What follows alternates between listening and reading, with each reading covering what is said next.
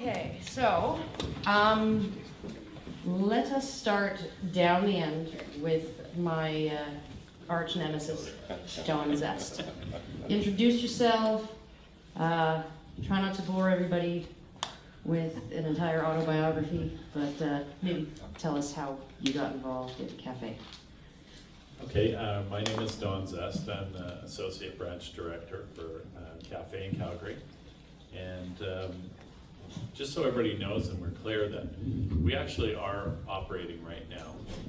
We're part-time and the goal is to go to full-time, just like... Speak right into the mic. Put it right up next to your right mouth. here. There we go. Never mind. So the goal is to be a full-time center, just like what David was showing us. And we've been working part-time for quite some time now. So yeah, it's really great to be here, and it's exciting to see things moving forward. And it was a surprise to us even to raise additional money, so I very much appreciate that today. Thank you. All right, Dr. Gans. Hi, I'm Dr. Gans Ferens. So my deal is I really hate bullies and don't like discrimination. And this is, kind of one of those situations where it feels like, instead of looking at the equality and the work that's being done, there is a lot of misconceptions around what this work is. And so this is why I'm involved and why I want to help kind of even the playing field with it. All right, perfect. Next on the line. David Shackleton. Is this on? It's on. Yep. Yep, it's on. Yeah? You got to practically eat it. Okay. So I've been interested in men's issues for over 25 years, and so I'm excited to see how much progress has been made in the last few years. I think that there's a groundswell of support, and I'm happy to be a part of that. And anyway, I'm branch director of Cafe Ottawa and chair of the board of the CCMF Ottawa. Okay, and next one. I'll try my mic. Did it work? Yeah. You're coming through clear. So my name is Christine Giancarlo, and I'm a professor at Mount Royal University here in Calgary. I'm an anthropologist who didn't know anything about men's issues or parental alienation, which is my specialty, until about 2007.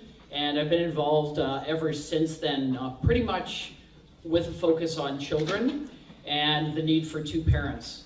And so, as similar to what Gans was saying, I have huge concerns about the lack of equality that we're seeing in various issues. And obviously, feminism is critical because we still have a long way to go to reach equality in the workplace and in life in general. However, because of that, we have also seen men slip through the cracks in various areas, and right now, the focus on women has left men scrambling for a place in society. And so I am both a feminist and an anthropologist, and I am a huge spokesperson for parents, and I don't really care what chromosomes you have. I'm really concerned about the fact that some parents are not being allowed to parent, and that is a lot the fault, majorly the fault of the legal system, in my opinion. So I did a study that was published in 2015 called Kids Come Last. And then I wrote a book based on the 29 cases of parental alienation where one parent had been erased. And that book is now being published called Parentectomy. And we also are just about finished with a documentary that will be coming out later this year, hopefully, or early 2019, called Erasing Family. And so it doesn't involve women who are not in their children's lives, as well as men who are not in their children's lives. And it also involves grandparents. And so our whole onus, and it probably will be mine for a very long time, sadly, is to put parents back and grandparents in children's lives and to give kids the best foundation possible so that they can grow up to be productive, compassionate citizens. And I think that's everyone's concern. All right, perfect. And I'm Christine Berry. I'm a psychologist, and I'm also the director of the Family Violence Prevention Initiatives at the Calgary Counseling Centre. The reason I'm here is because Dan came into my office one day, he just kind of wandered in and said, hey. But Calgary Counseling Centre, we have the only program, I think, I know for sure in Alberta, but probably across Canada. We have a program for males who have been abused. So there's a lot of programs for women who have experienced abuse. There's a lot of programs for men who abuse. We also have a program for women who abuse, and we have the Male Domestic Abuse Outreach Program at our center. So we have been working in terms of looking at persons, including males and females, for many, many years.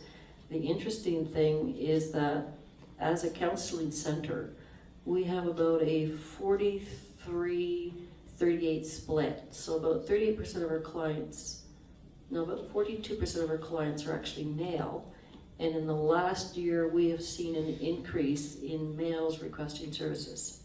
There's a lot of research going on these days about the gap in services for males, but it's being directed specifically at the area of domestic violence, which is where I specialize. So the other piece of research that's going on is with male victims of abuse. So there's some interesting things, I think, going on in Alberta. All right, perfect. That's really good to know that that you guys offer services in that way. It's extremely rare, I think, for particularly if an agency or an organization started out helping battered women specifically, to notice the need and expand beyond that to helping men and helping female batterers get the help they need to. So this discussion is called Unique Challenges of Providing Services for Men and Boys.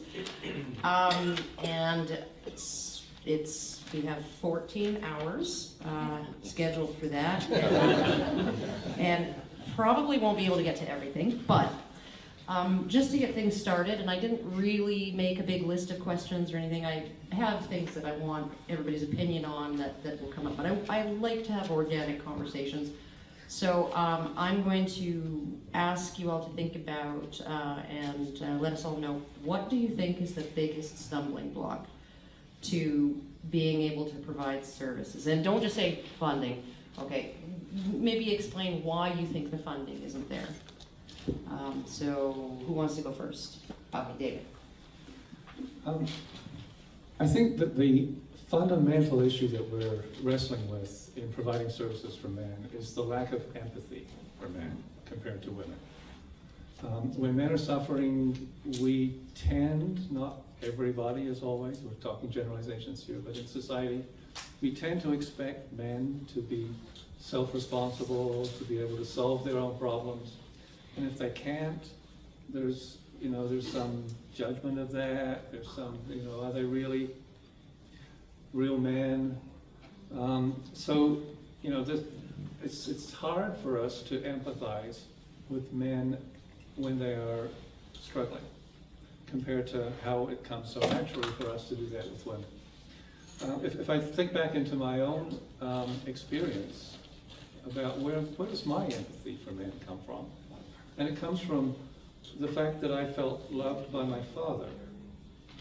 And so I think there's a role for men to play in solving this. I think that fathers that make good emotional bonds with their children, with their male children, raise the level of empathy for men in society. I think that that's one way that it happens.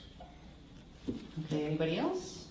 Yeah, for me, I think that jumping on that point too, I think there's also, of course, there's a huge stigma around this, right?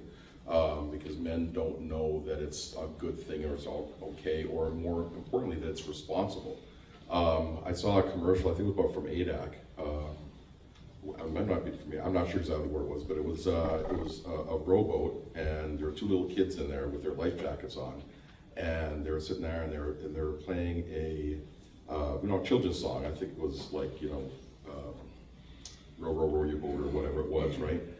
And the kids were just sitting there looking around, and there were two life jackets in the boat, and the parents were gone. And it said, you know, when you don't wear your life jackets, your kids suffer too.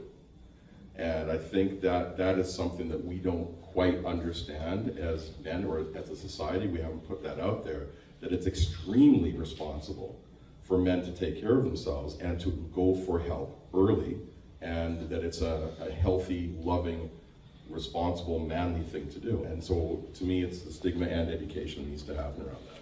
Right, right.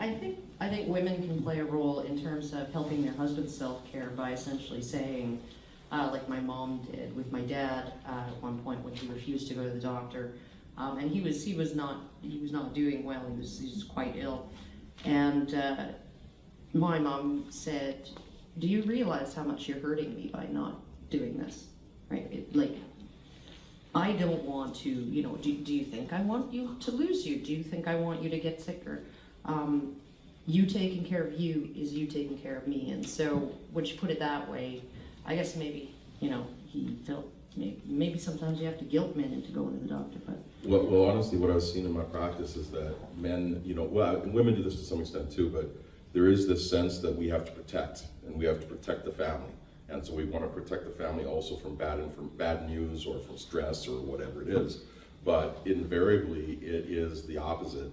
The more we, you know, keep stuff to ourselves, the more we don't look after ourselves, the more we damage the people we care about and love. right, okay. Don, anything to say? Well, I found that too often men wait till it's too late, or they're so reactionary where they're already past the point of we can offer you some good help, because So they're getting help in prison or whatever. yeah, like Counseling, they're right? already Yeah. the night before they go to court, Yeah. and they're calling for yeah. some help, and it's like, where were you 2 months ago? You know, They were ignoring the problem. That's probably. right. Yeah, pretending it didn't exist so that it would just, you know, maybe it would just go away. yeah. Yeah. One of the Christines, what would you like to add? So I think it's a huge question. As a psychologist, I look at the culture of shame that men are raised in, and women as well. The culture of shame that says that it's a sign of weakness for men to ask for help, as opposed to kind of reframing that and seeing that it takes a lot of courage to ask for help. I know in the Calgary Counseling Centre, often we have men come forward because someone in their family has identified that you really, really need to get something going differently here, and I might leave you unless you do that. And so the motivation may not be kind of from within, but it's around their family. They're very motivated to come for help because of their family. But first of all, we have to do something about the whole connection between masculinity, weakness, and the ability to say, I've got a problem and I don't know what to do about it, and what do you think would be helpful? Can I add to that a comment? You know, it's very often mentioned that, you know, men should show their feelings, right? But if they really do that, how people are programmed is very often also a consequence of reward and punishment. You do that to your partner, for example, and the predominant number of females are gone, right? So men, and Karen very often talks about that or comments on that, they very often want to have at least partly a strong man at home, right? I don't know what the percentage is, but if you don't play that role, you know, you probably will have to look for another partner. So that's kind of the punishment. You know, it's one thing to open up, but if you get punished for that, you will not do that a second time or third time. Although you might be strong and you say, well, I don't need that, and I go forward with that anyway, right? I think it's a little bit more complicated than just say men need to open up more, right? If they would get rewarded on that, yes. I would agree with that to a significant degree too, but I also have to. We're not going to be able to change any of those attitudes without having some people make the first steps in changing the attitudes, right? So and maybe raising awareness around it, you know, particularly compassionate psychologists and advocates and stuff, raising awareness around the fact that women do that. A lot of women do that.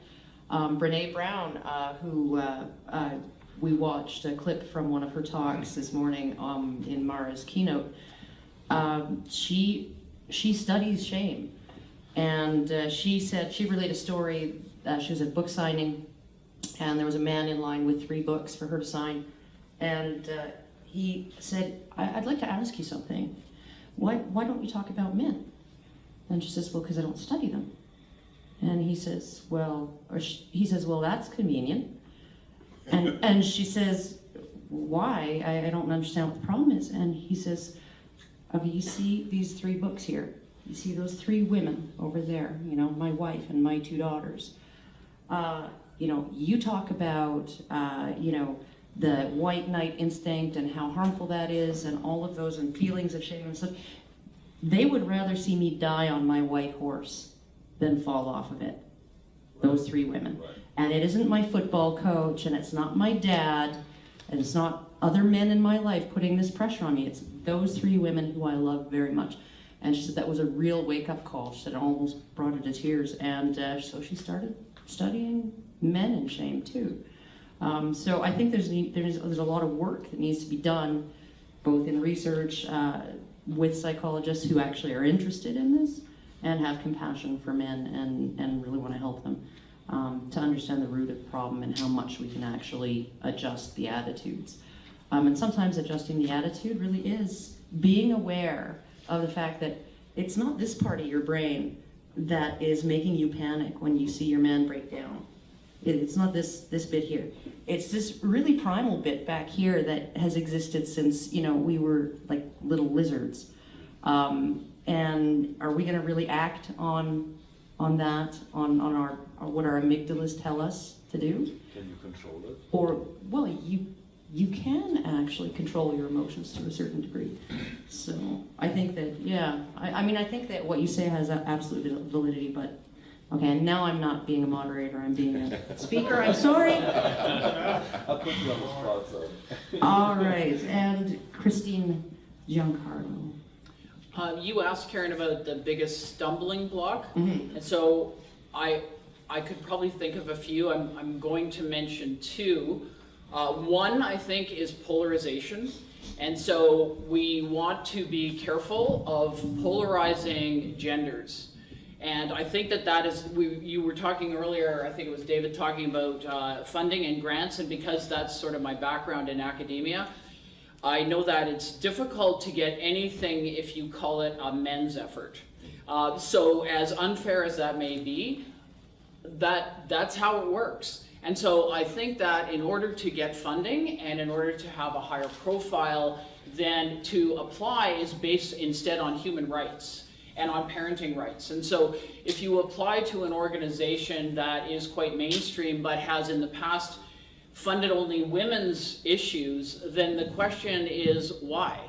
And so if the grant is framed that this is a human rights, a child rights issue and that children deserve both parents, and you need a grant to make sure that both parents are doing their duty as well as their great privilege to parent their children, I think you may find that you have a better chance at receiving grants.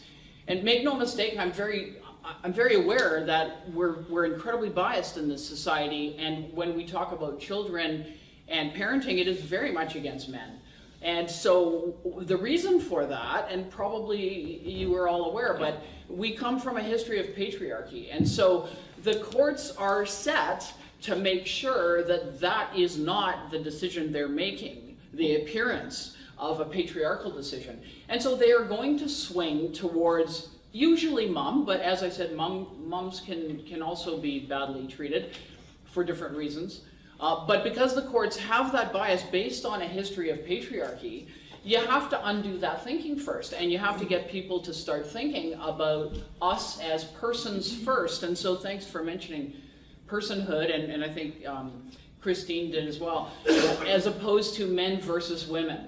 And where does that leave trans parents? I mean trans parents, not see-through parents. And so I think that that's a huge issue in terms of funding, and also to pay attention to the shame factor. And sometimes men can be so shamed that they will not speak up at all. And so maybe an organization like this is a start, and it provides some support, but it's not enough. And so CAFE is doing a great job, that's the one I know more about, in advocating and getting men to feel comfortable in speaking out and saying, you know, hey, I'm a parent too. Earlier today, I was presenting at my school, and there, as part of it, there was a dance recital. And after the dance recital, the owner of the dance club asked all the parents to, at least one parent, to come and collect their children. And after, I had to ask her, and I said, how do you know if the child's actually allowed to go with that parent? And she said, well, if it's a dad, we ask for the court order ahead of time. And I said, so that would be for moms too? No. And so that was just one example. And so it's so all-pervasive in our society, as we all know. And so to try to get people out of that polarized thinking, which is stalling action on this issue, and sorry to hog the mic here, but the other thing was to also have men do stuff, you know, as opposed to just having support. So things like writing letters, they actually count. And so if you talk yourself out of it thinking, well, nobody's going to read this, I'm a man, and you know they don't want to hear this, they will care when they get thousands of letters. And this is very timely because Bill C-78 is in the works right now to amend the divorce laws in Canada, and they are going to get a whole lot worse. And I personally can't imagine them getting much worse. But that's what's happening. And so I've written a letter, and I'm encouraging other people to write letters, and I hope you will just Google it and find out what is on the table here, because it's really scary. All right, perfect. Is there anything else you wanted to add? Because you kind of... Yeah, I've had a lot of experience working with men in men's groups. And what's interesting is most of that experience is for males who've been mandated to family violence prevention groups. And one of the most powerful things that happens in those groups is when men hear the voice of other men. And it's a relatively unique circumstances for them to actually be honest and transparent and connected with other men. That's a really powerful experience for them, which I think is denied often in the non-therapy world. All right, perfect. Okay, getting back to, let's find some new stumbling blocks. David, one of the audience members, mentioned something about crowdfunding and knowing someone who's really successful at raising a whole bunch of money. And yeah, we do, anybody who does anything to do with men's rights is probably crowdfunded in some way because that shit don't pay. And even if you're a professional, often and could offer your services for pay, a lot of these guys can't afford it. You can be the best family law lawyer for men in the world. If the guy can't afford you, there's not a whole lot you can do for him, and you're not going to be getting any fees from him. But the internet itself, right, is, I mean, part of the reason that this whole thing exists right now is because of the internet. But there's a double edge to the internet, and I was wondering if you guys thought, what you thought about social media, what you think about not only things like fundraisers or awareness videos and stuff going viral, but the other side of that, which is once something goes viral, it can go viral in a really negative way. And do you guys ever find yourselves, on the end of a whole bunch of heat because you speak out in places where there are lots of people listening? And basically, I'm asking, how much abuse do you get? So. Well, thankfully, I haven't had any. Not to say that it won't happen, but it was a fear in getting involved. Mostly because, I mean, I have kids. My kids are on the internet.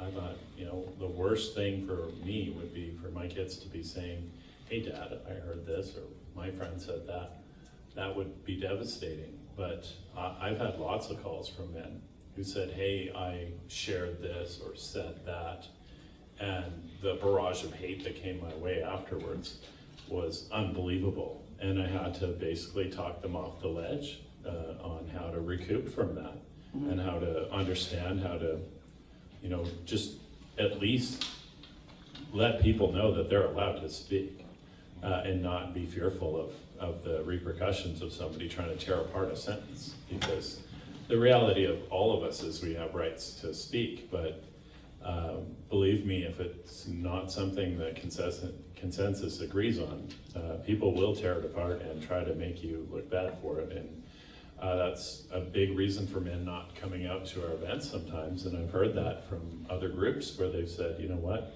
lots of guys would love to come out, but they don't want to deal with somebody putting them down for it. Right. And you know, being shamed for you know, possibly just sticking up for your kids. Yeah. It is not something any of us want to have to deal with, but you know, people also want to preserve their right of being a parent, and they don't want to be losing anything that they maybe fought really hard in court for. Dr. Gans, do you have anything to add to that, or? I kind of hate social media because I think it's the poison of society right now. I don't know if there's actually a consensus anymore. I think we have sort of a, I don't know what to call it, but it's almost like a pissed off Olympics that's happening right now, where everybody Outrage wants Olympics? to see, what's that? Outrage Olympics? Yeah, absolutely. You kind of want to pick apart the internet to look for something you can be angry at and then make a statement about that. But I do think that there's a way to maybe harness that and use that as a tool to help spread some equality and some message of hope. I was really encouraged by what you had said about the fact that you guys showed the movie and you got all this outrage and this, you know, these people protesting, and hey, 3 times as many people want to see it now, so that's awesome. So I think, you know, so it does cut the other way sometimes, and I think if we can harness that to, you know, speak truth around the fact that it's not about polarization, even though it's going to be a polarizing issue, unfortunately. But, you know, we're not trying to polarize, we're actually working for equality and equal rights and kindness and compassion and those sorts of things. But the fact that people see it this way, well, we can use that for some momentum to actually make things move a little faster. Well, that'd be called the Straughan effect. You know, when you freak out, people pay attention, and they're curious about what that guy was freaking out about. I better go see that movie.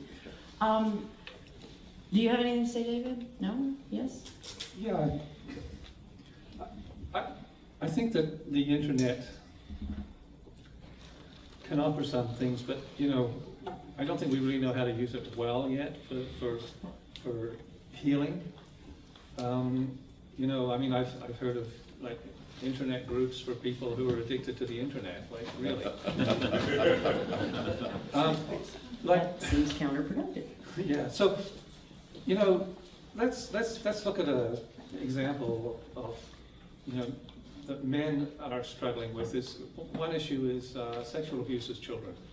The most common pattern in this is that men, as young men, are, you know, victims of this, have not any awareness of their situation. They push through, they're advancing their careers. In their 30s, they typically have some symptoms and they medicate them with drink or workaholism or something like that. And you know, the most common pattern for sexually abused males is that they show up in therapy in their 40s or their 50s. And by that time, they, you know, their symptoms are complicated, they are prolonged, they are serious, and I don't know where I'm going with this, except to say that, you know, I think that this is, again, another unique male situation that, you know, we're not, for some reason, we're not able to catch people early in their lives and offer appropriate treatment. Well, So we end up with very complicated, much more severe prolonged and long-standing symptoms that are much harder to work with. Well, I think maybe the internet can help with that, at least in terms of pointing men in the right direction when they actually, if and when they actually need something. Christine G., I would like to ask you if you're ever worried about sort of the fake news phenomenon, you know, those zombie statistics that might, you know, because as much as awareness of these issues can spread through the internet, and in a very, very, you know, you throw it up in the air and then it's everywhere. You can also have false information spreading, information on domestic violence that says that 95 or 98% or however many, 112% of the victims are women, and 146% of the batterers are men. So I think that, do you see the internet as being, you know, a net positive, or? I don't know that it would matter whether it was internet or it was just on paper. You know, statistics have always been dangerous things as well as helpful things. And so we do want to be aware of where those statistics are coming from and why are they often silent on the other half of the population. So definitely, I don't know that that's anything new. Maybe it's easier in terms of accessibility now, for sure. But there are also lots of good TED Talks and YouTube videos right now that are out there that are very helpful for men. They're very helpful for all of us, I think, in gaining strength and also bettering our chances of actually getting equality in society, because we are more knowledgeable, and knowledge is power. And so I think that it can be a very useful tool. It's, again, how it's used. There's a very strong movement right now, the alt-right, and the alt-right is being fueled by, well, Donald Trump, you know, for example, and now Doug Ford in Ontario. And so, as you know, I'm being kind of political here, but those things count in society. And so when you have people like that who are not about equality, then they're going to swing the polarization even more towards women. Count on it. And so it's really important that the information is there to diffuse those skewed statistics. And you know, the idea that getting funding and that sort of thing for men's organizations and men's rights, as I said, I know that that's unfair, but that's the reason why. Because when, as Don Zest was saying, when he feels maybe afraid of what kind of abuse will I get through the internet, or who's contacting me, I'm a woman and I actually am fearful. I'm not fearful of men, but I'm fearful of all the fake news and the fake information out there. And so I think it's really true that as a woman, I have a huge advantage. And so I'm happy to speak out on men's issues, but I never want to be known as a spokesperson for a men's rights group. And so that may seem unfair. You just ruined your reputation by sitting on this stage next to me. I am every slur you can think of. That's my well, I'm not saying that that's not a worthy cause. It's absolutely a worthy cause, and that's why I'm sitting here today. But I get it. You know, it's not going to go anywhere, and so we have to, in order to, it sounds crazy, but in order to get men's rights and men's equality on those issues that we are sadly lacking behind it, it's absolutely barbaric what's being done to men in the social sphere, and you know, sexual assault, they cannot come out and so on. But we're not allowed to, you as a man are not allowed to call it men's rights. So that's unfair, because we can talk about women's rights all day and everybody will be fine with it. But I'm just telling you that that's how it will be portrayed. And so I have to be careful as an academic that I am always speaking on behalf of parents, on behalf of humans. And I know my study was 25 dads and 3 moms. And I had to work hard to find those 3 moms who were alienated from their children, because the courts are skewed. But I'm not going to say that this is a men's rights paper or this is a men's rights issue, because nobody's going to listen to me anymore. I hear you. I think the bigger thing, though, is having Calgary Counseling here, stating the facts about what they're seeing. Oh, yeah. And they're the ones getting the court mandated stuff and programs.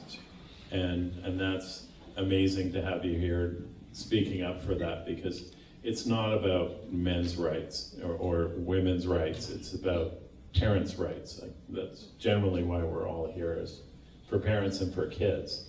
And the kids don't Well, for have any families. voice in this, right? Yeah. Do you have anything to add about, like in terms of, I was actually going to ask you, are you aware of it's called the Partner Abuse State of Knowledge Project? I am not. Oh, okay, it has gotten almost no traction, but it's actually 17 meta-analyses of 100 studies each, finding, partner, gender symmetry and partner violence. It's one of the biggest projects out there, and it has gotten zero press. It's been out there for 2 years or something like that. Zero press. So I just wanted to point it out to you. I just wanted to give it a look. It goes into all kinds of different things like causes and risk factors. So I know there's a gentleman out there that has a question. On a personal level, I don't tweet, I don't Twitter, I don't have a Facebook. That's probably a good idea. I do none of that. That's not where my comfort zone is. On a professional level, I think the internet is a wonderful tool, and use it with discretion, and you can use it to get information out, and I think that's wonderful. Back to your point, there has been literature for about 25 years. Oh, yeah, since 1979. Even that talks about the gender symmetry. Mm-hmm. But as someone who wants to get money, you don't talk about those stats. You talk about the stats that support your argument. And so that is the reality of the funding world, which is kind of a blood sport these days. The other point is that the Male Domestic Abuse Outreach Program at our center is actually funded by the government. We actually have That's dollars for that. But I know there's a guy out there that has had his hand up. Yeah, I had a study published a couple months ago on male stigma, and it seems to impact on a lot of what has been talked about so far. Yes, it's the idea is out there. It's been out there for decades that men are shamed into not seeking counseling, but I don't think that is the whole story. The men I talked to in the study of male stigma in Canada did not feel that the institutions were receptive to them. There was the idea that if there was a woman said one thing and they said another thing, the woman's story would always be taken first. Yes.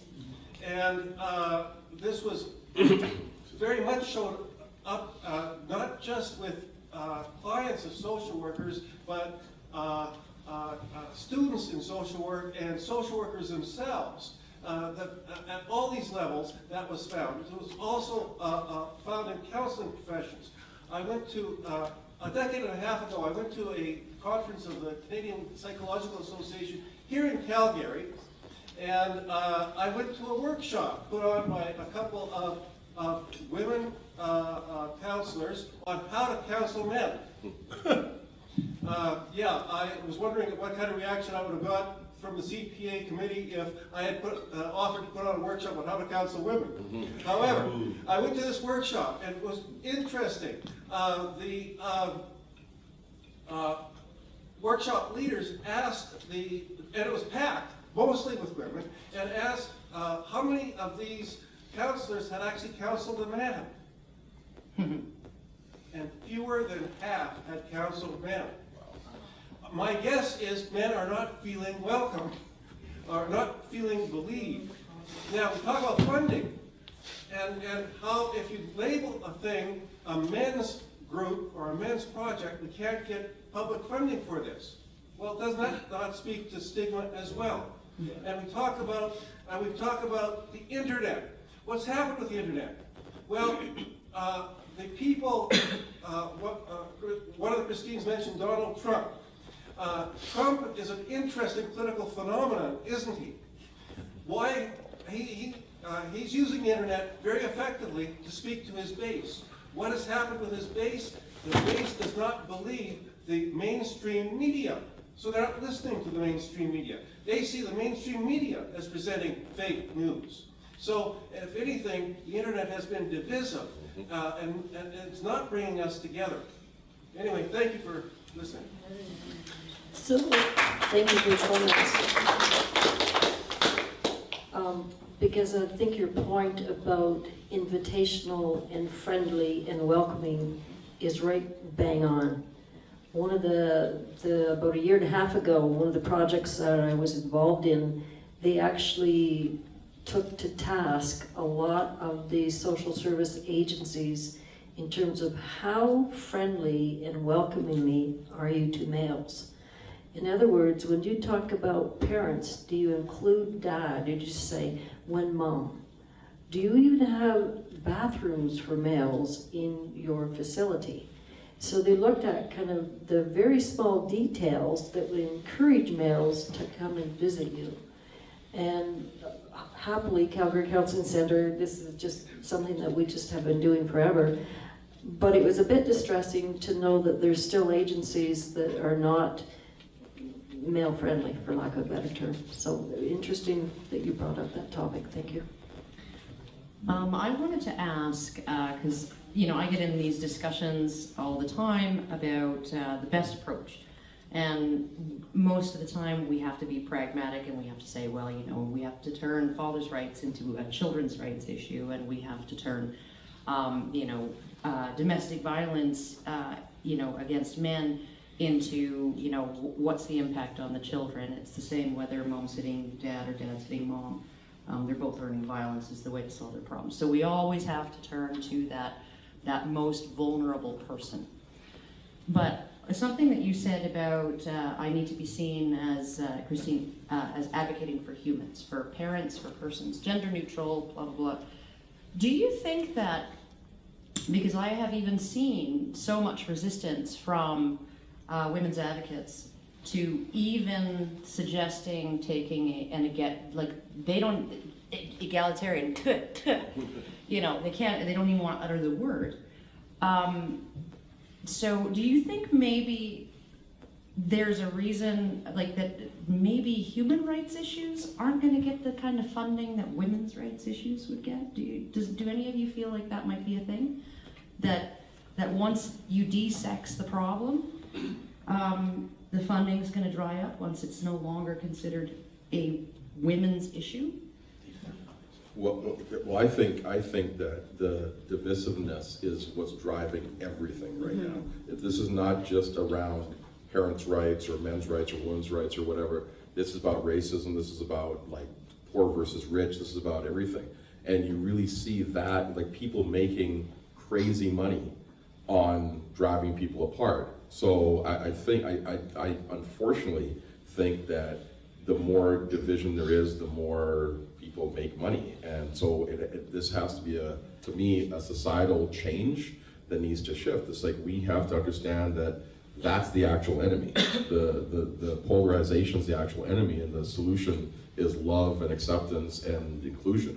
And that's what we have to start, talking about and showing and being examples for in our families, but also in discussions, even with people on the other side from wherever we think we are. Okay, all right. Anyone else have thoughts on that? I'm sorry, I'm a bit slow today. I'm still in the previous one about welcoming therapies for men, and so I want to speak a little bit to that. So one aspect of that, I think, is that we don't always configure services in ways that would work for men. So I think that a lot of because women have been the primary consumers of therapeutic services, therefore the forms that they tend to take are forms that tend to work for women and perhaps not so much for men. So, for instance, grieving. Men, I think, tend to be the ones who want to do memorials for lost people, want to do something. I know when my dog died, my wife went and sat by the grave and wept. And I made a headstone, carved it out of, anyway. the service configuration, I think, is an important difference. I went looking a few years ago for a modality of working with emotions that would work better for men than I think sort of basic talk therapy does. And I found that the biggest organization working with men in North America in a therapeutic way is something called the Mankind Project. And they've got like 100,000 people they process through their weekends. And they use something called psychodrama. And psychodrama is a therapeutic technique in which you reenact traumatic experiences and reconfigure them into a way that works better for you. So, you have somebody play your father or your mother or whatever. And you get to really tell them off and you come get, up with the good comeback before the next day? You get to reconfigure. You get to have them you get to tell them how much that hurt and have them apologize to you. And we're so good at projecting onto people that we can project in a therapeutic way. We can project our father or our mother onto somebody in a group like that, and take some real healing from having it be as if it was the person involved saying those things to us. So this is a therapeutic technique that I think works a lot better with men, but it's used almost nowhere in mainstream therapy. So I think there are a lot of service configuration issues like this that we could push forward, do some research into, and start figuring out what really works well for men. Can I just add to that? Because I did talk therapy and stuff, but I just had a notion to try hypnotherapy about 2 months ago, and it was extraordinary. So I don't know whether it's gender biased in some way, but I just sought it out, and I did it. And to deal with some of my trauma, it was amazing. It took me back to when I was like 6 years old in boarding school, and it was cathartic at that level. So I don't know if any other men listening might want to try that, or if it's already been discussed, but it's very good. All right. I'm not sure whether I have a whole lot of other questions. I'm still, go ahead. Can I just speak to the last one more or less about the divisiveness? And so to follow up from what Gans was saying, that we used to think that sex and gender were the same thing. So if you were a man, you behaved a certain way. If you were a woman, you behaved a certain way. And then we finally got out of those gender straitjackets, and we recognized that a human is a human first and can behave however they want as long as they are a productive, inclusive citizen. And so we also used to believe that there were such things as biological races of humans, and we now know there are not. So people want to hold on to those beliefs. And so when we are talking about men counselors versus women counselors, and I understand that there are preferences, I also know that there are, in my study, most of the men said they would prefer to go to a woman counselor. But I don't believe that's because she has 2 X chromosomes. I think it's because she was enculturated to be a nurturer. And for them to go to a man, he was enculturated to be a provider and a tough, dominant guy. So even if he's the best counselor ever, it may be that some men would rather go to a woman. So all of us are stuck in those old beliefs, and until we start to open up some of those barriers and break down the walls, we're not getting very far. And that's why I guess I keep repeating, but I don't want to polarize things because I don't want to feed into the divisiveness that Gan's been talking about. Anybody else have comments to add to that? Yeah, I was going to open it up to the audience because I'm tired of thinking of interesting questions to ask. So I'm going to call upon Dr. Brown, my favorite James Brown. Ow, I feel good. All right, what would you like to ask? I just wanted to go further to what David was saying. See, we Speak up. We say that men don't speak about their problems. Well, it's quite possible that all the men in this room here don't speak about their problems. And I guarantee you that in general, men do speak about their problems. They just don't speak about them in the same kind of setting that women speak about them. And there's some studies going on now in, I believe it's Australia, it could be New Zealand, where they're looking at this whole issue around how men do speak about their issues, but how it's not in the traditional therapeutic session. And the reason they're suggesting, of course, is that because patriarchy, or whatever you'd like, because we have treated women as if they were the ones that had all the mental health issues, we've developed models that are designed for women. And now we're fitting men into those models. And the reality is that in terms of service, providing service, we're providing service in a way that isn't necessarily applicable to men. I'm not talking about the biological issue. I'm talking about the way men have been socialized. But if I can take that one step further without taking us totally off track here, the education system is undergoing the same kinds of problems. And it's a presumption that the model that we have is appropriate for everyone because it's worked for the people who have been providing it. So this is just further to what Dave was saying, and hopefully I didn't just disagree with you, Dave, because I think I'm agreeing with you. Go ahead. So it's really interesting that you mentioned Australia. We've been contacted by researchers in Australia that are looking at, are the models for abuse that were actually developed on women, do they fit for male victims?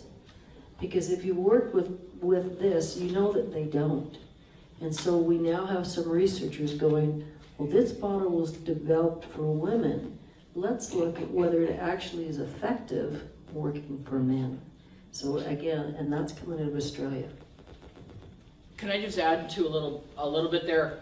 So when you say whether they would be effective for men, would that be gay men, straight men, trans men? You know, so that's the concern that I have, that we still want, for sure that needs to happen, but I think we still have to get away from compartmentalizing, and we are letting men down.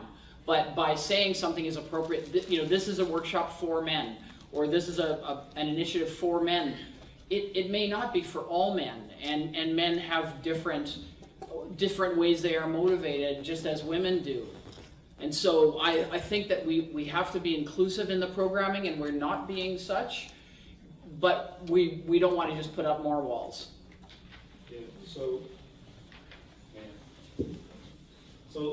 Yeah, I tend to agree that we don't want to put barriers up. You still have to talk about generalities everywhere. I think the good doctor here is really quite right in the sense this is there, because I've noticed this. I'm not a psychologist. I do law, but I have to deal with people who come in with difficulties. And there's one model I found that was quite good for men to speak up and try to get to fix their issues, and that's called the man shed. And I've lived it myself. You walk into a shed with tools, and while you're carving, drilling, doing whatever you do, you tend to talk and to fix things. So that model, I think, is very appropriate for men. That being said, it's not a question of reserving it to men either, because there are women who work better within that model as well. But that still needs to be studied a lot more. Are you suggesting that one size doesn't fit all? Allison, you may have your go. So Okay, well, we're running out of time. I actually wanted to sort of make a comment about this rather than necessarily Speak up. a question. A little louder. Oh, sorry. Do you want the mic? I can pass it. Yeah, sure. Robert, can you pass it back? I wanted to make a comment about this rather than a question necessarily. When I hear people talking about it polarizing by recognizing that men have a unique subjective experience as a result of their biological factors, what I'm worried about is, and this is what I see every time this is brought up, it isn't really about recognizing that. It's about dropping that and just having women and non-binary. So the problem I see with this idea of associating that with polarization is we can respect the experience of people who are not necessarily their sex is different than their gender, and respect the fact that in general, people who have a lot of testosterone because they are male in terms of their genetics, in terms of their genetic expression, have a particular subjective experience of mental health, and they should have the right to that subjective experience of mental health. And I mean, in my personal experience, whatever I'm doing must be doing it right, because I get so many stories from men talking about their issues, talking about their emotions. I don't even have time to actually respond to it, which is something that really affects me. Plus, whatever I'm doing, the community that I've built is 56% straight men, 44% trans, gay, bi, trans men, trans women. We have one lesbian woman. So, I mean, it's possible to create a message that does appeal to men, but doesn't seem to exclude these other categories.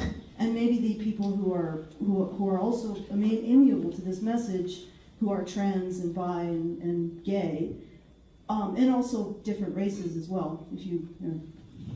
Different melatonin counts, shall we say? Well, different ethnicities. Different We have a ethnicities. very, very diverse. So it's possible to make a message that appeals to them, and maybe it's that aspect of recognizing that men can be different. So what I've found is that when you allow this idea that men have their own unique subjectivity, these other people are allowed to enter a position where they can take and say, hey, I'm going to help you out as a white, straight, heterosexual cis man. I'm not going to be the vulnerable one anymore. I'm going to be the one who helps you out, to be able to express yourself, to be able to talk, to be able to fully emote and not feel like you have to necessarily always be strong. Because these are the categories, women and all of these other categories are the categories we put everyone who's vulnerable, who needs to be strong for. And it's something about that these people are saying to the category that's supposed to be always strong, no, here, have a shoulder. We can talk about your issues. And it doesn't have to be about exclusion. It doesn't have to be a competition, but again, it allows them a position, these traditionally vulnerable people, to be the strong one for once. It's very satisfying, I think, for a lot of people, that kind of experience. Well, one of the things I would say is, not recognizing differences is not equality, right? So you don't treat your kids the same. They're different, so they have different you need to have different responses to them. You might love them the same, we got to treat them differently. So I think the whole idea of divisiveness is not about the fact that we use language around male or female or straight or gay or whatever it is, right? But it really is about the attitude that we have when we talk about it. What is coming from our hearts? How are we trying to put forward an argument that is kind of balancing and including what is not being represented, or are we trying to kind of like stake a claim and build an army behind us? And so I love what you said about the fact that you can speak to this and it draws in other people who also identify with it that may not fit the category. But that means that the message is one of inclusion, even though you're speaking specifically about an issue that's not been well represented so far. Anybody else want to add anything? I want to say something about the polarization. Now, regarding all the women's groups, all the transgender groups, all the gay men, or basically they're gay and lesbian. They have some pride, this parade coming up. Now the thing is, they are differentiated, but they are very strong in voice. Why does a man? Why can't he not Why be cannot he differentiated and strong in his voice? Exactly, just Be- as the same. Sorry. You go ahead. And I'd just like to add to that, to have that does not exclude trans, bi. Yeah, no, Right. it doesn't. It gives them the opportunity to have strength. Right. Go ahead. You're right, good question. but the reason is patriarchy. So the reason is we have a 10,000 year history of patriarchy, which is fueled by the big three religions to this day. But if And they- so, hang on, sorry, 1 second. And so we don't like to move forward. We like to stay in the past and hang on to that. And we are hanging by a thread because those values don't work. They don't make any sense. It fit when we lived in the Stone Age. It hasn't fit for a very long time, but we're still stuck there. So we still like to compartmentalize. Men are the providers, men are dominant, men's testosterone is the problem of all of society. Right. Women are helpless, weak, and so when they cry in court, they win, and those sorts of things. So until we move forward and see people as individuals first, and we ask them, how would you like to be understood? How do you identify yourself? And if you are a parent and that's how you're identifying yourself, well, we don't really care what chromosomes you have or what your sexual orientation is because it's none of our business, but you're a parent. And so we are concerned about your parenting. If you are talking about sexual abuse, we're concerned about your sexual abuse. We don't care what chromosomes you happen to have. And so that's where I really want to move away from that idea of polarization, because I do think that it's really stalling us. But she has a very valid point. And I hear that argument over and over again. Why don't men speak up? Right? So there must not be an issue, because if there would be an issue, men would speak up. But then they do, and they get called Yes, misogynists I know. and Nazis. It's a catch-22. Yeah, but a generation ago, men beat their kids as part of normal parenting. So did women. And so we're stuck in the past. That's not because they were men, that's because they were taught that that's how you be a dad.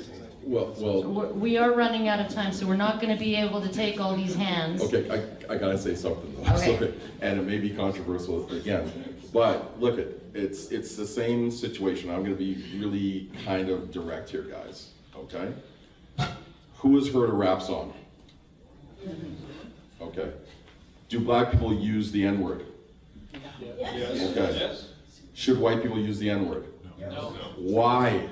Exactly not. How about if nobody uses the N-word? Well, yeah, okay, fair enough. It's fair enough. context, But it's people, the context. You have to understand. Look, there has been a history that has been different for both groups, and this is why it. In some ways, I'm not sure I agree with it, but in the black community, they will use that, and the idea is they're going to take it back. Do you know what I mean? Whereas there has been a history of the dominant society, in this case white people, using that word in a very derogatory way towards people of color. And so the historic context of this makes it very difficult for a white rapper to use that in a song, even though they may have grown up in a black community or whatever. And it's the same situation here with men. That clearly there's a problem. Clearly we need to talk, and I think there needs to be a situation where we can have men's rights groups and all this other stuff and not have massive protests and cutting government funding and all sorts of stuff. But you have to understand. We might get a Trump-like phenomenon going on where the more they scream and freak out, the Well, more this is money true. we get. This is true. But the thing is, currently, the situation is the history of this is too recent and too raw for that to be a viable thing at this point, right? I hope we can get there, but right now, you will get the backlash. People won't be able to hear anything you say after you say that. So we should strain ourselves up until it gets to that point where we're No, on top absolutely of not. the solution. Well, Yes, absolutely not. What we're saying is, I think the thing you have to do is go forward despite the screaming. What I would It's gonna argue, happen anyway, what I would so. always argue with feminists when they say, well, if you just wait until the culture changes and the attitudes change and the attitudes of the judges change, then you'll get equal custody. And I tell them, you guys didn't wait for equal pay, until the culture changed. You legislated it, and you forced that legislation through. You were the ones who forced through all kinds of changes in the legislation to get what you wanted. You didn't just wait around for societal attitudes to change. So this is a very, very, very difficult thing to be ending on, and I'm sorry your hand is up there and I'm gonna have to tell you no.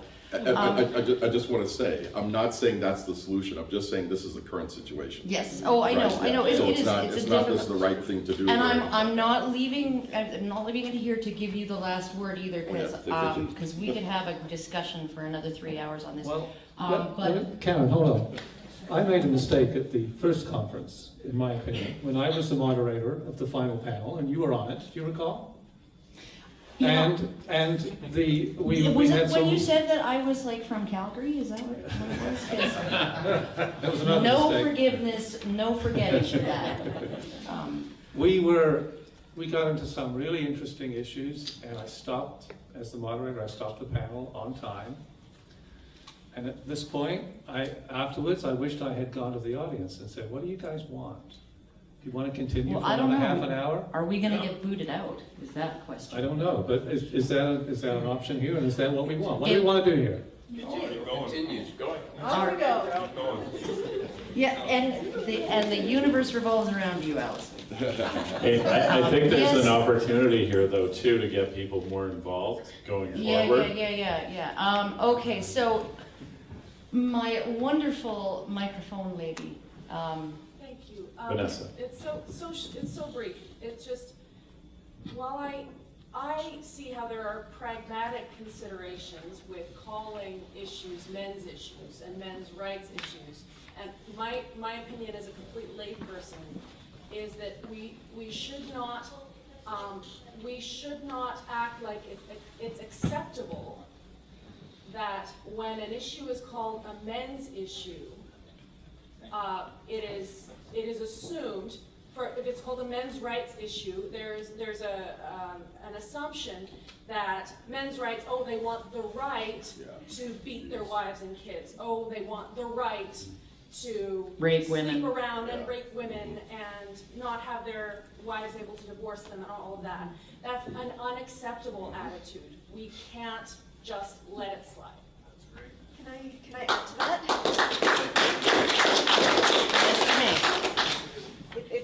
We can usually stay till 5, so. I fully agree with that. Like at my work one time, one of my coworkers brought up the fact that he considered himself a men's rights activist, and somebody laughed.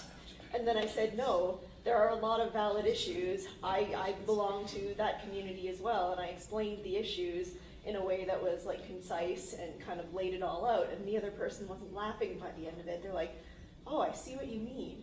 So maybe it's just a matter of sitting down with people and trying to explain what people are going through and how these people are hurting and suffering, and they need empathy from other people. And It's just the word rights. Yeah.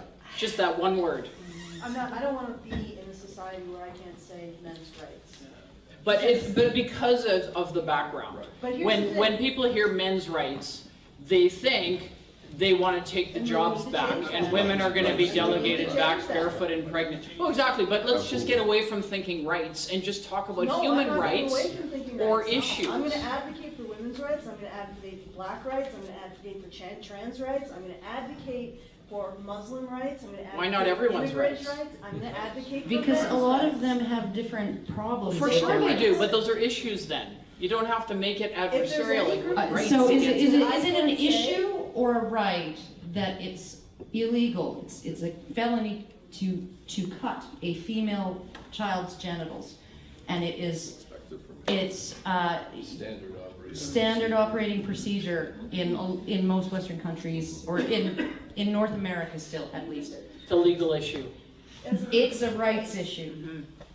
What my conclusion to that is, any group of people where I can't say I'm going to advocate for their rights, I'm not going to accept that. I want to make it. But you don't have an organization that's called Men's Rights, because when I hear that, I think of the fist and somebody beating me. Yeah, but that's So that's your completely problem, not hers. it is my problem. Yes. But that's part of the background of enculturation. think So we wanna when be you're clear. talking about fundraising and making this, you want people to understand what you're all about.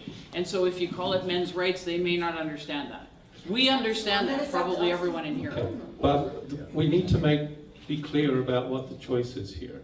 And we're called to courage. If we want to change society, and we're facing this kind of prejudice, this kind of automatic assumption that triggers in when we use certain words, then we have a choice to make. And I think, Alison is saying that we need to think about not just going along with the prejudice and trying to work with it, but also saying, maybe we need to confront it. Well, and maybe we need a multiplicity of approaches. My belief is that we change society most effectively by moving into its shadow, using that in a psychological sense, moving into a place where we are misperceived, and then not being the way that we are expected to be.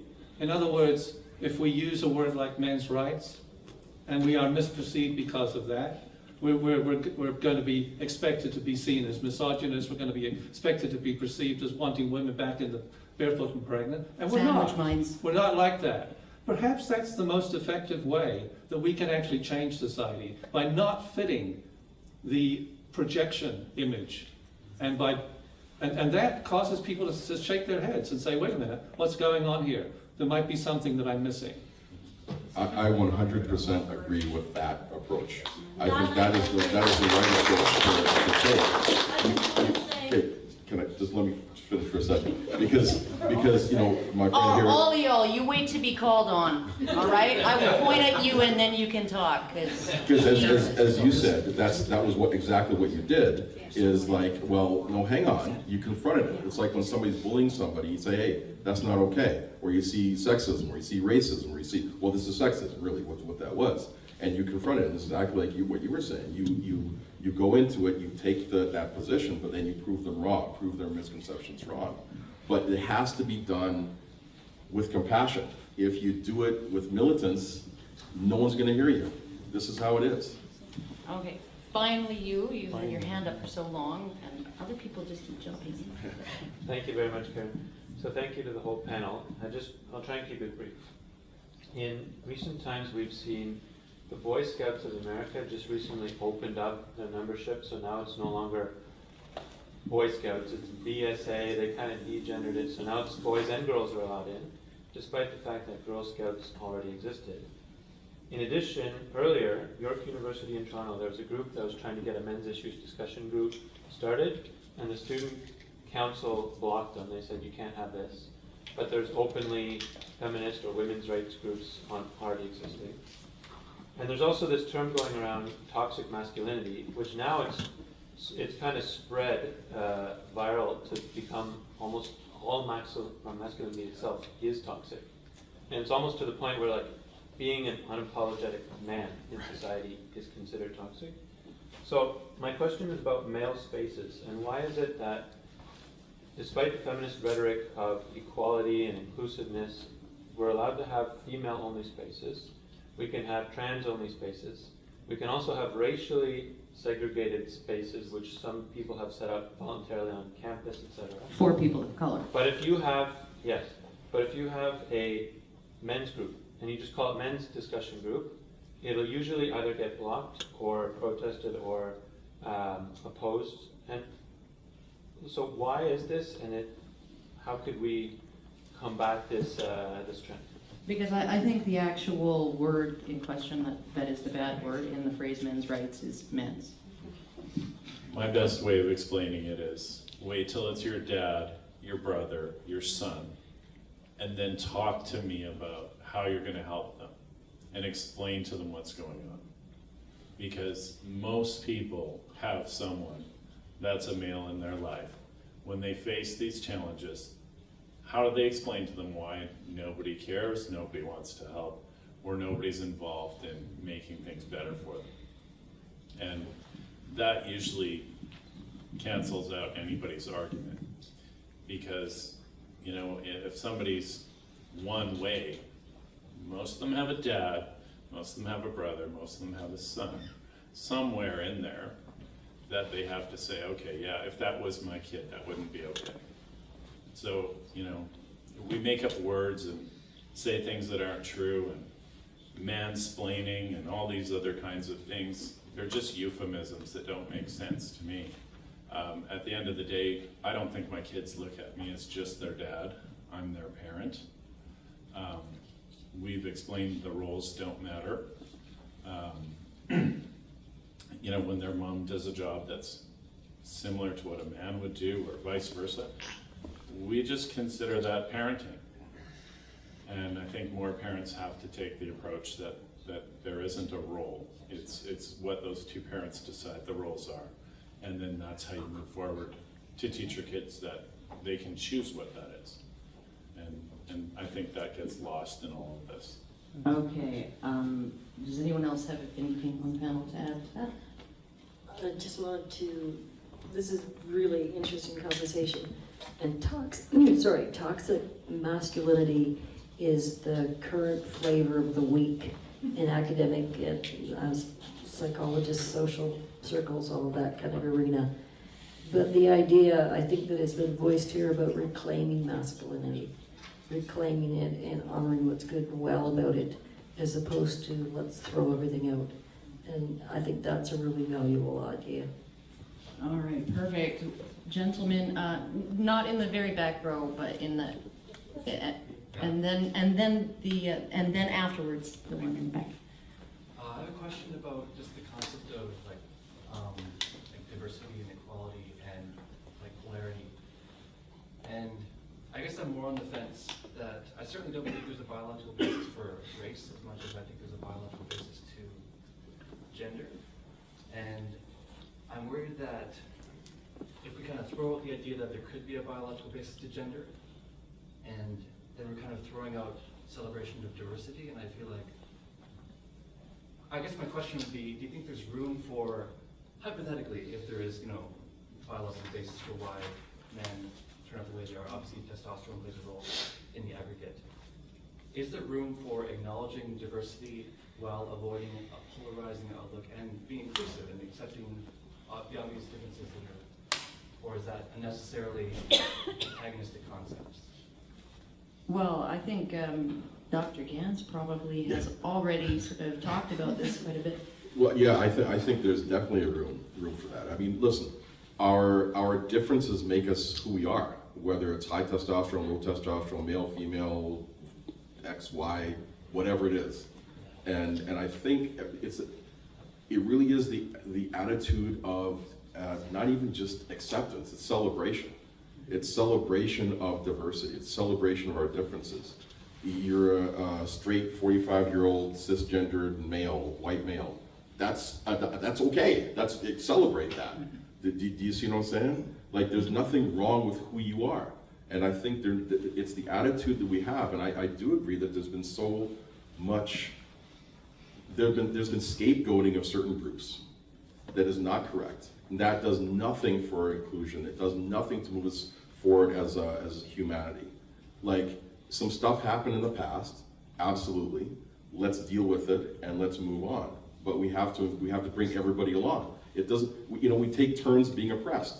So, I've been oppressed, so now I'm gonna oppress somebody else. So, it's my turn to be on top. Well, how does that get us ahead? Nothing gets us ahead. So there's tons of room for that.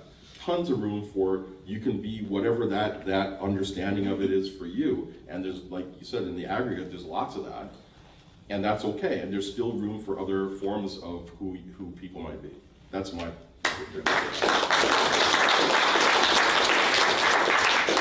Okay, gentlemen in the very, very back. So 8 years in court for custody and stuff and all that. I've been on both sides. Right now as it stands, full custody order, joint custody order is Supreme Court with police enforcement not working. So you see that extreme, I've seen the other extremes. I watched the music awards, and last month I just watched Janet Jackson go on there, and it appalled me, and I'm bringing this up, I'll tie it together, please bear with me, is I watched her go on there and talk about how it's about time that women stand up, it's about time that they're not controlled and oppressed. And honestly, in my mind at that point, after working through being belligerent and resentful, coming to a place of peace and love and acceptance now, I watched that and it was just appalling. And the first thought that had come to me was like, are we back in the 50s now? Like, it was so harsh to see, we're all talking about all these other equalities and the gay rights and the women's this and the racial this and all this, and we've come so far in so many ways when it comes to discrimination and all this tragedy and judgment and hatred. But then when I see something like that, and I mean, that's just one little small example of something so blatantly discriminating that is, you know, on a public national level. And I mean, if that was reversed and a guy was saying that, it would be all over the news and be completely destroyed. So I guess what I'm trying to get at and looking for some input in here is how did it get so bad? Because I mean, I can see what you're going to say about the whole, well, this is the big word you used there with the justice system and all that. I get it, but we've come so far. I really don't believe that, because it's not that people don't know. It's not that people don't know that it's not wrong. They know it's wrong. They know it is, and they know that it's not. They know it's wrong because they've made the same change in so many other areas of humanity. So it isn't that. It's something else. Well, what the heck is it? That's my question. That's a question I've been thinking about a lot recently. I'm actually trying to research. I think something significant happened in the 60s. If you recall what Martin Luther King was saying, he was talking about a vision of, you know, little white boys and little black girls sitting down in school together, and why can't we all make this happen and work together? It was collaborative, it was visionary. If you have never seen his I Have a Dream speech, man, watch that on YouTube, it'll make you cry. And then he was assassinated in 1968, and somehow we just lost all that.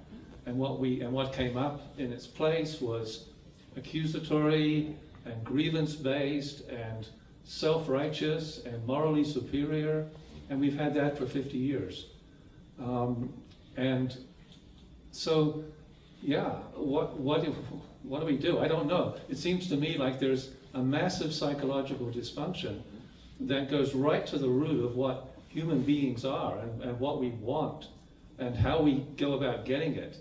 That's, you know, there's some deep issue here that is being exploited that is about not wanting to be fully mature adults in the world and get things from others in illegitimate ways, but make that all okay through some kind of smokescreen. And, you know, I think that's the deep stuff that's going on here. But, you know, how do we solve that? Well, I think we solve it with courage and love and truth and being willing to sacrifice to make the truth apparent. You know, like, there's no formula here. But I think we in this room are here because we care about this issue and want to do better. My best advice is let's go back to that thing that Martin Luther King was doing 50 years ago and have a vision and want to collaborate and you know, stop the, or at least not participate in the finger pointing. And even the word patriarchy is finger pointing. It's a shaming thing. And so, you know, I'm wanting to hold up a vision here rather than a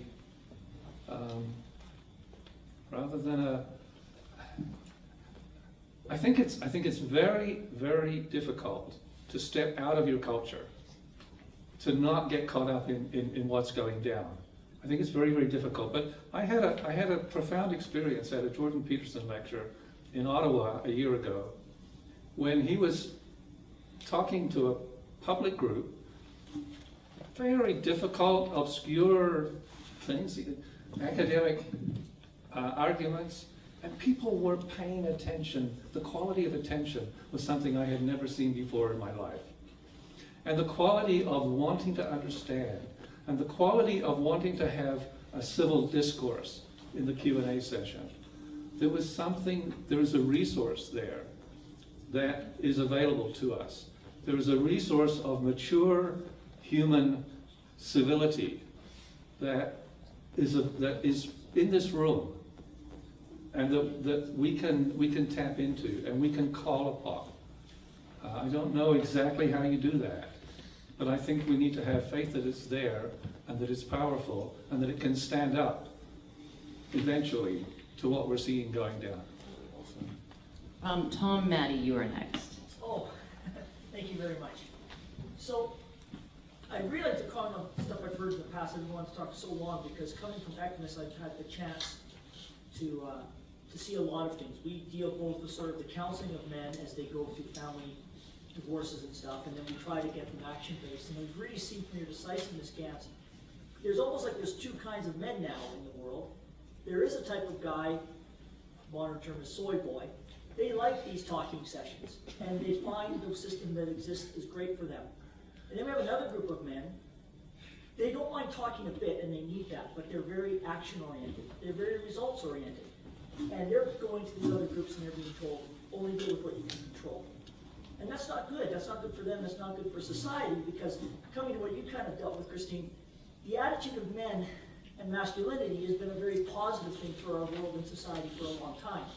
You used to tell a man, you can't dam up a river, and he would say, hold my beer. And he'd find a way to do it. And it was that uncompromising, action-based focus that built tremendous things in our society. And tossing that away with the attitude, well, it just doesn't fit our modern ideas, is really going to hurt us. And these types of men, the second type, they're really let down by the current counseling and stuff for them. There's no, they don't want to sit there and talk emotions except for a little bit. They want actions, they want results. When I've dealt with them, one of the effective ways is we'll go shoot some pool, have a beer, and all of a sudden they start talking. And it's a great talk, but they want to come away with what is something I can do to solve my situation. And they don't get that in the other places that they go. When I've gone to those places like Men Without Hats or Momentum Counseling in Edmonton, they feel very threatened by a guy like me being in that group. Because I say to some of these guys, I say, well, what are you going to do about it? You know, and they've been in these groups for a year or 2 years, and they've never fixed anything. And then having someone like me say, well, what are you going to do about it? And the counselors themselves get upset. And so we're really, you know, we're slowing down the improvement of these people like children. We're infantilizing them through their life by giving them services that go on and on forever without putting them into the action-based mode that most men are comfortable with. But finally, I want to come to one thing, and this is a different point of view. Gans, you said we can somehow fit everybody in, and you asked about this as well. Now, I'm going to come at this from a management point of view. I was a senior manager for some big multinationals. I'm sorry, you can't.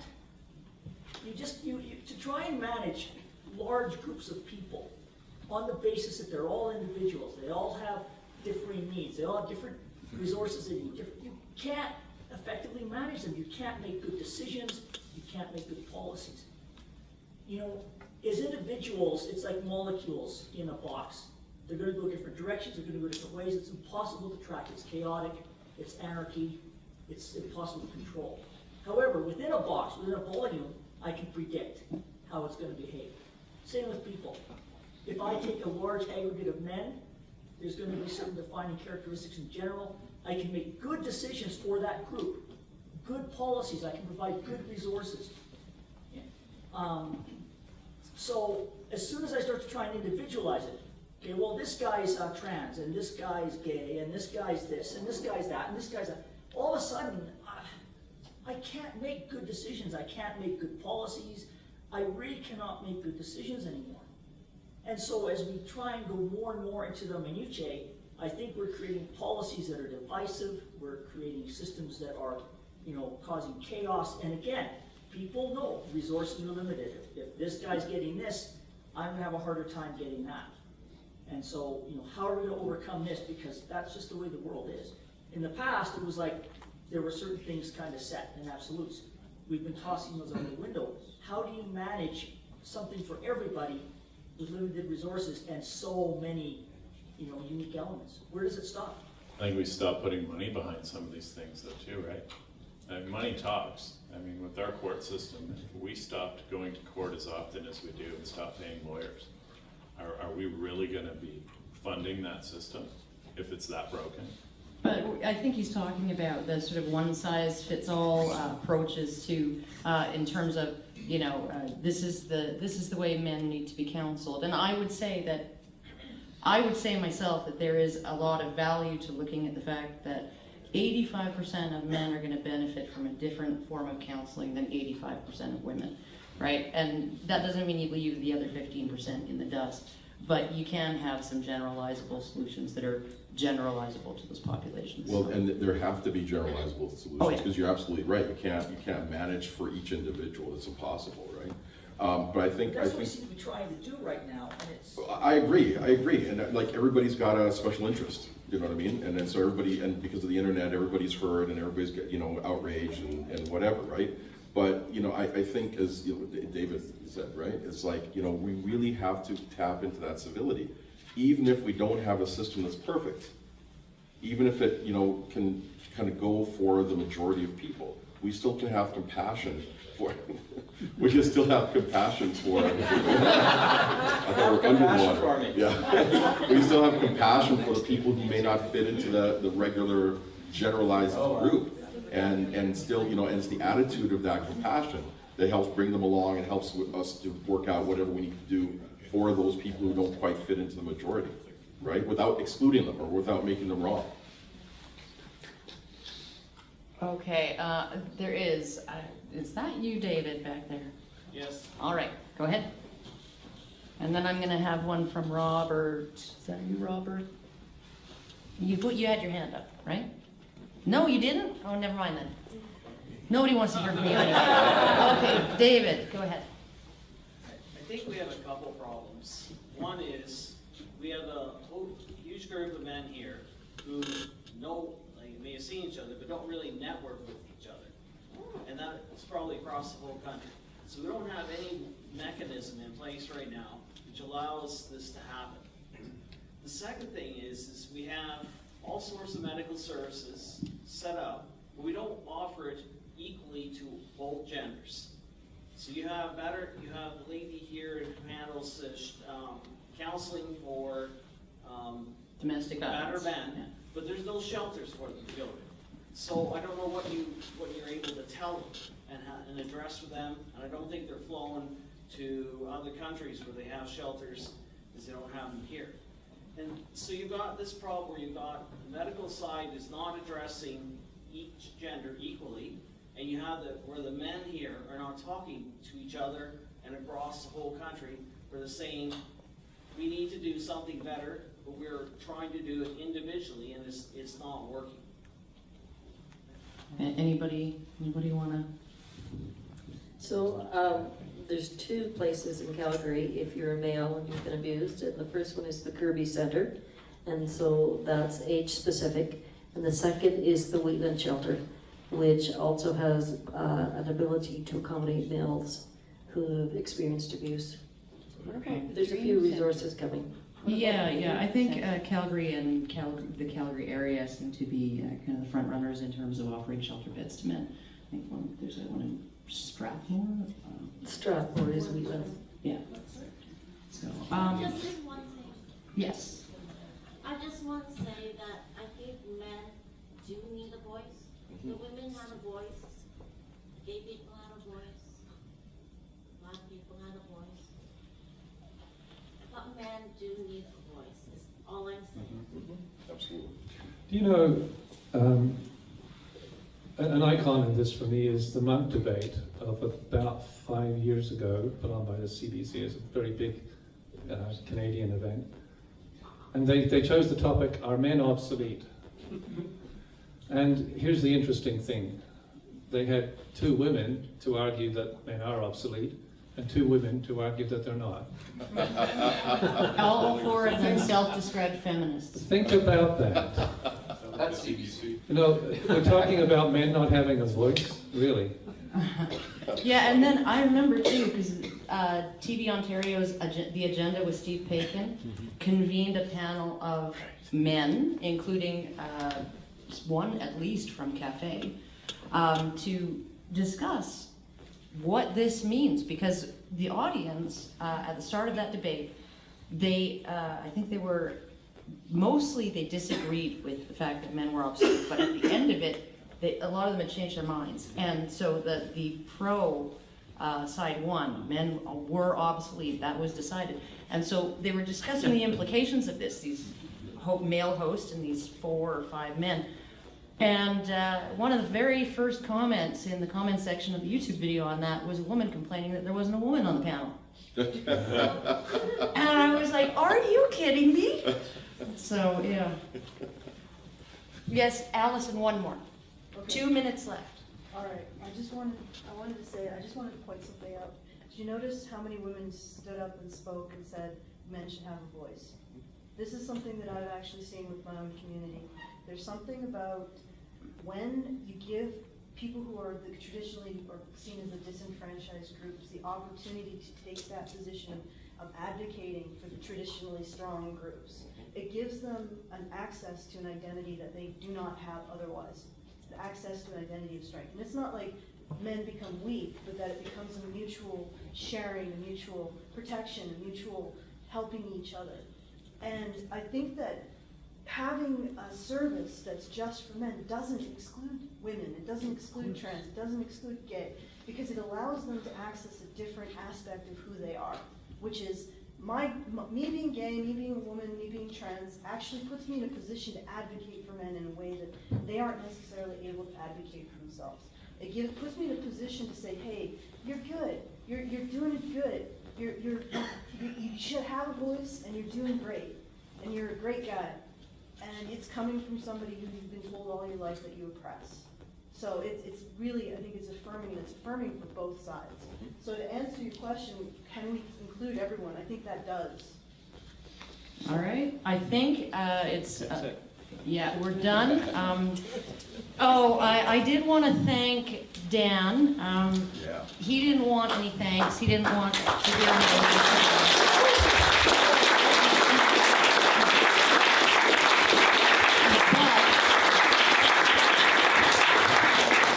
He and his crew of 14,000 chained slaves organized this event from his volcano lair, and I just want to thank him for putting in the trouble and getting it all. You did a really, really, really good job of making it easy to keep it all together.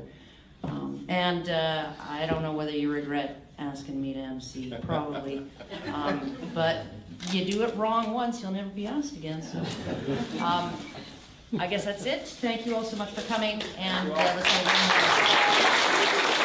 all